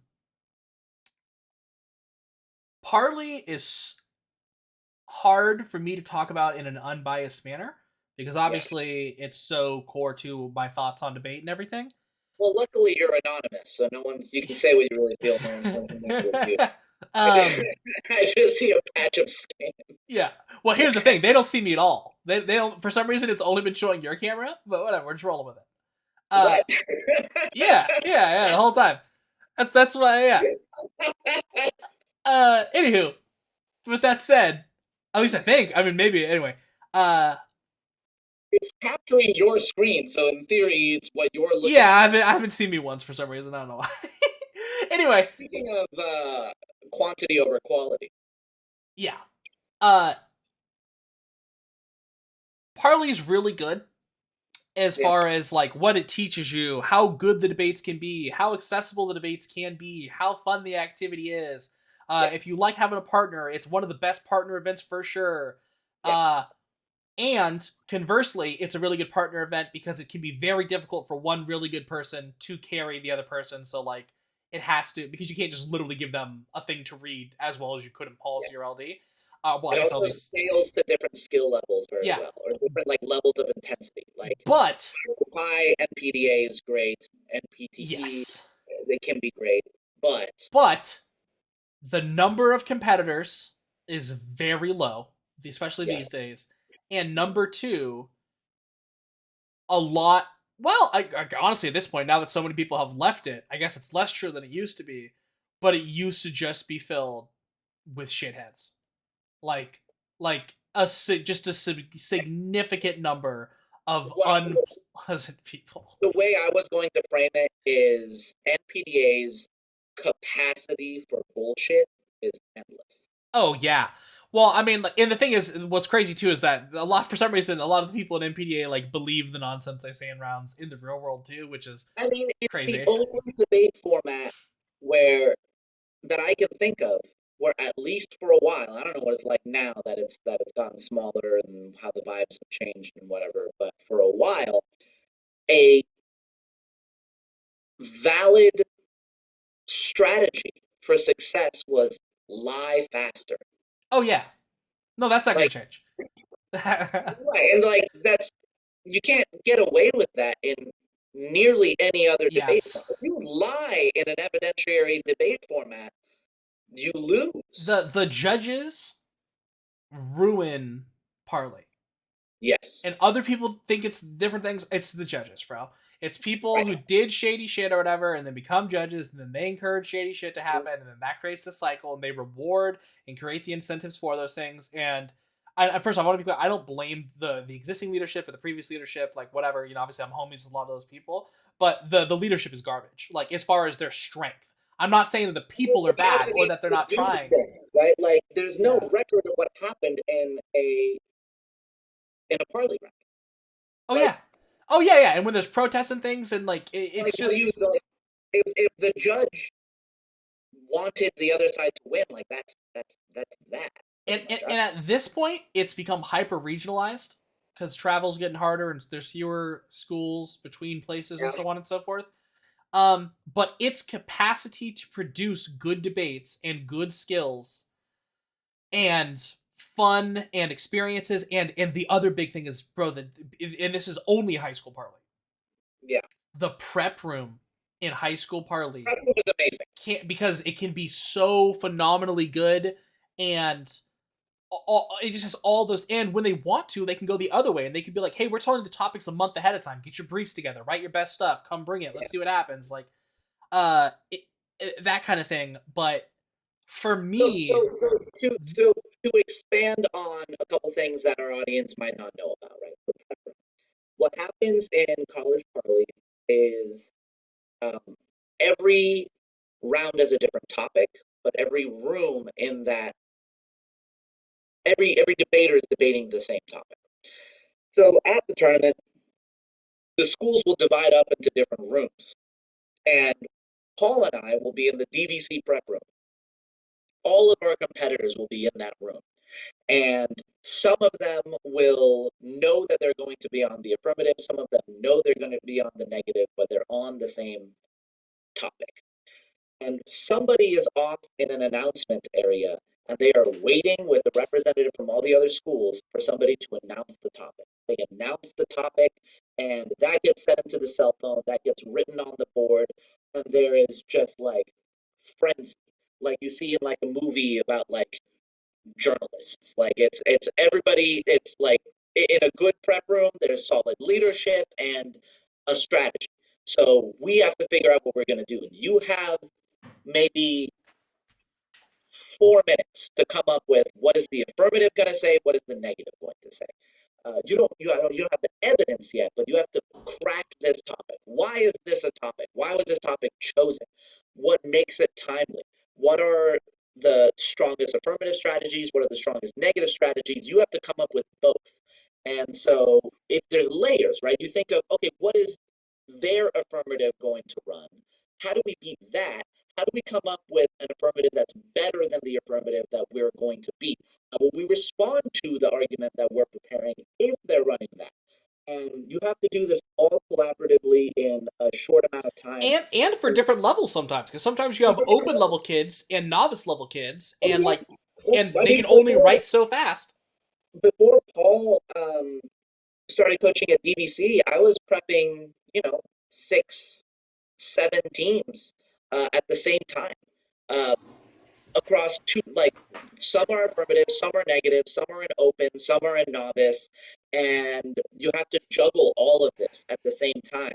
And then afterwards, you walk into the hallway. You kind of like tell your students good luck, have fun. They're all nervous. They go off into their little rooms and whatever. And then you see Steve Farias, and you're like, Steve, what are you guys reading on the Yeah, app? exactly. Yeah. And you have the conversation, and then he's Well, like, "Oh, we're that's reading this." oh, we found this thing, and then it's super like, oh man, I wonder how our kids are gonna handle that. Like, or you're like, okay, thank God, like I told the negative team to prepare for that or Well, whatever. in topic announce, you kind of glossed over it a little bit, but like topic announce is also like, oh, cool, we get to see all of our friends. We're not all just Yeah, alone in different spaces or whatever, and like there's jokes told or whatever, and like yeah, people are hanging out, just waiting. You got like a room full of like nervous debaters about to have a heart attack, and all their coaches are just hanging out with each other, talking about sports or and whatever. I think the times in Parley are by and large very good. There's some redundancy with the LOR for sure. Yeah, There's some but it's the redundancy. only debate format that understands that debate starts small, gets big in the middle, and then ends small. Yeah, Every other debate format seems to think that I need 7 minutes to read a case, but only 3 minutes to respond to everything in my opponent's case and defend my entire case. Like, yeah. why wouldn't it take longer to discuss something than to propose it? And I So, like that there's flex instead of prep or cross X, where like you just choose what you want to do in that sense. yep, Um, and I like that sometimes in Parley, and some people say this is a bad thing. Sometimes your strategy flies out the window after the and first speech, and you're just like, "Oh, we got an audible here, big time. What are we gonna do?" And you can't do Yeah, that in PF or LD because you don't have the evidence. Well, you don't yeah, need evidence in yep. partly. It's good to have it if you It's disagree on something. weird because evidence is its biggest weakness and strength. You know what I mean? Because it allows the faker stuff, but it also means that there's more freedom for you to do things. And also you're not constrained by evidence in the sense that, like, and I don't mean like you can lie, but what I mean is like Right, you don't need to find an author who says exactly what you want them to say. right, You can just make that argument, and someone else has to respond to it. And if their response is, "Well, you just made this up," it's like, okay, cool. What's your answer to it, bro? right. Like, Like, there is civil unrest in China over the one COVID policy or zero COVID policy. I don't need evidence for that. If you disagree with that's happened, well, if you have evidence that that's not true, and you're like, well, according to so and so, that's not true, then you're probably going to win that, right? Like, yeah. if you have evidence and I don't, then yeah, it hurts me. But if we both don't have evidence and I'm saying something that's reasonable and people understand generally to be true, yeah, the judge will just be like, yeah, I'll probably buy that. I But it's also think not. But, sorry, not to cut you off. But it's also not about whose arguments are the most true, because no format of debate is about whose arguments are the most true. yeah. It's because that's not how the judge picks a winner. The truthfulness, the accuracy of the function of accuracy is it controls the probability of the impact, right? Like, if the worst that'll happen is if your opponent in any debate format challenges how accurate your evidence is, you just say, okay, call it a 10% chance that this is right. Still, if that impact is important enough, you win with a 10% chance of it happening, I right? think I'm not going to go outside today if there's a 10% chance I'm going to die. I would also say that obviously he's gotten smaller and that's a shame, but in getting smaller to a certain degree, a lot of the bullshit's gone away. A lot of the But like bro, I'm telling you, I was at nationals last year, both nationals. A lot of good debates. Very every once in a while some weird wacky shit, but not like nonsense theory type shit. You know what I mean? Like it was, or like reading the same K every single round. Like in some cases people do that, but it's different. But it's like Oregon let's won nationals. Oregon didn't read a single counter advocacy the entire run. They went 8-0 at MPDA, didn't read a single counterplanar K. that's amazing. Like, and so I think that But I think let's talk about its capacity for bullshit. oh yeah, the capacity for If bullshit's incredibly high. you can read a critique without citing an author faster than your opponent is able to understand, Yeah. and you have And your judges, judge will pretend they can. and the judge will pretend they understand you because you have rep and they don't want to seem like they couldn't keep up. And like, there's literally nothing you can do in that scenario, Yeah. and it's awful. And yeah, like, it structurally incentivizes cheating faster, lying Yep. faster. It doesn't have fail safes for that. And the problem is that when people try to run parley in a way that controls for that, like they're like a judge that's like, I don't like those technical arguments. They don't understand the function of the legitimate function of those types of arguments. Like we were at a, let's say, fairly lay serving NPDA tournament, and it was the bronze round of the state championships a few years ago. I took a team. We took several teams. We had a few teams that made it that far.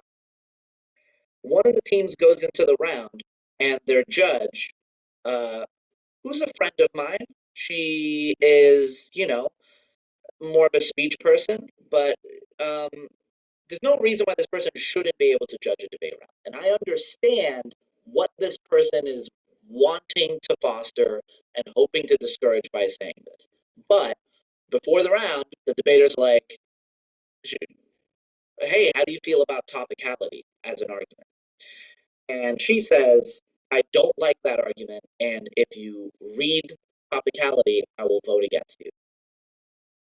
So the affirmative just isn't topical. And they're like, well, we can just try to have the unfair debate or read topicality, even though this person said they didn't like it. Now, the correct choice, if you're watching this gentleman, was to not read topicality because she said you would lose automatically. But that's what happened. They read topicality and they lost. But the thing is that like it very frequently puts you in these positions where logically these kinds of arguments are necessary or valuable, but the capacity for those arguments being abused is also massive. So it's you can't not have it in the format. You can't not have theory arguments, maybe even critiques in NPDA debate, counterplans in NPDA debate. But the capacity for people to do bullshit with those tools is completely unchecked All right. and massive. So, Final verdict. Final verdict on the last event, and then we'll recap, and then I gotta go. B. For me, I'm leaning A. Right now, I'll give it APDA A. is a B. So where would that put us? Here's the thing: if you But put it in B, you're saying it's S. worse than high school parley. You're right. Put it in A. S. A. So do you want me to read them all to you? B. So we've got How S tier, many? the only S tier, NFALD. In A tier, it is college policy, high school parley, and college parley. In B tier, it is APDA. In C tier, it's IPDA and high school LD. And in D tier, it is public forum and Spar. Yeah. And I would say, obviously, I think individually both of our lists would be a little bit different, but I think No, I think we agree with everything we're saying, but we're just concerned with different facets. I think that yes, makes for a stronger list. and exactly. And what I was gonna say is, I think the one thing though that is true is I think both of us would say NFA is the best, and Yeah. public forum is probably in the bottom two. Again, I think public forum debaters are just swell. But I Yeah, think you're debating with your hands tied behind your back by a format yeah. that Well, and doesn't. again, we're not, yeah, a lot of it is commenting on the format, and funny enough, the reasons that some of the debate formats that we might have otherwise put S don't make S is because the people aren't as cool. But the formats are sweet. So that is everything from us, folks. That was 2 hours and 4 minutes. I'm sure all of Right? you will That's about watch what it. I think this would take. They're gonna skip to the NC public forums at the bottom and be like, GG. All right, folks. Well, we will catch you later. Sasan, you want to sign off or anything? Or Peace out. peace out.